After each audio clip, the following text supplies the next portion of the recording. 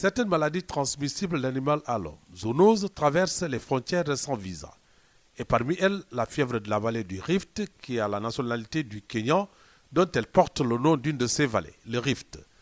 Elle est transmissible et transportée par un vecteur de moustique comparable à un avion qui échappe à la tour de contrôle.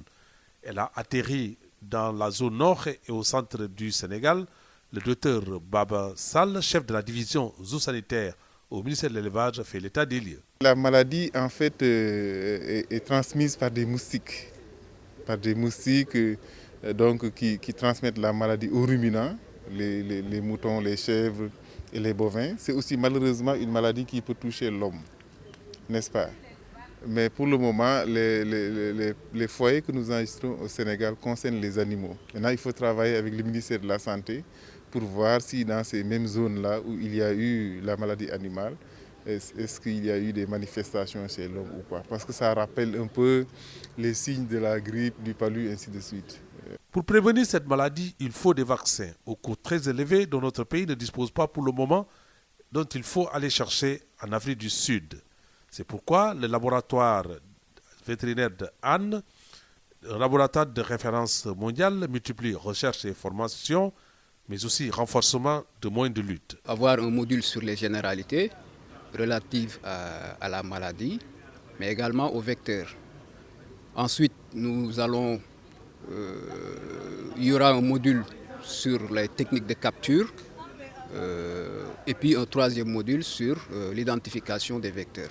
Pour atteindre les objectifs d'éradiquer cette pathologie, il faut capaciter davantage les hommes, rééquiper le laboratoire.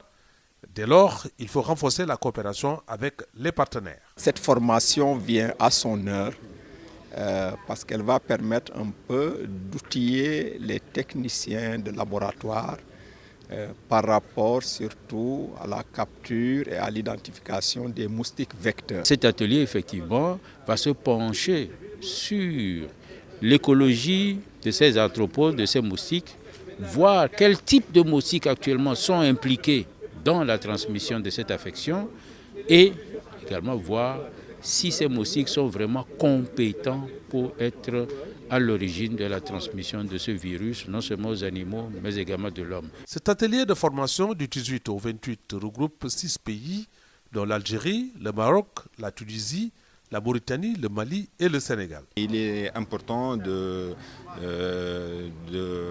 d'augmenter nos performances de diagnostic de cette maladie qui est la fièvre de la vallée du Rift et se préparer à d'éventuelles apparitions de cette grave maladie. Après la partie théorique, les stagiaires se rendront au nord du pays pour la reconnaissance et la capture des moustiques vecteurs de la maladie.